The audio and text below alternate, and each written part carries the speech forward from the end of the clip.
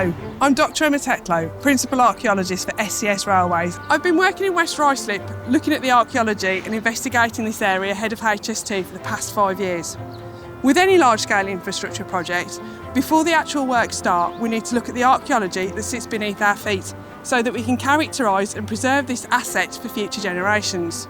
Across this area, we have evidence of almost 50,000 years of activity when climate was changing at the beginning of the last ice age, all the way through to the medieval period 800 years ago, when people in this area, West Ruislip, were exploiting the natural resources for tile making, brick making and for agriculture.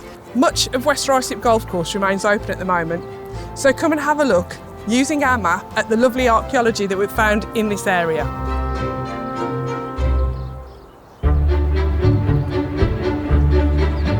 Our first stop is Clack Lane, a heavily wooded path or holloway, and this is our route into the past.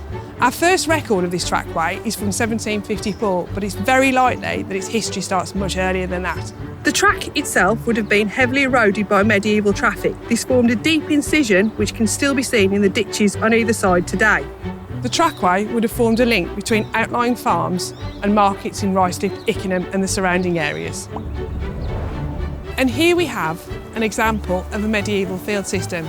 The systems were formed by bullock teams pulling ploughs. We see them as characteristic corrugations in the landscape, and they can date from any time from 500 years before present to 1500 years before present. We also have evidence in the distance of medieval field boundaries. These very large oak trees that we can see in the distance would once have been part of hedgerows, and we can establish the age of these oak trees by measuring their trunks. Here we are at our final point, Beatonswood Farm. The first evidence of the farm, like the holloway, is in the map from 1754, but we believe that the origins may be much earlier in the 14th century.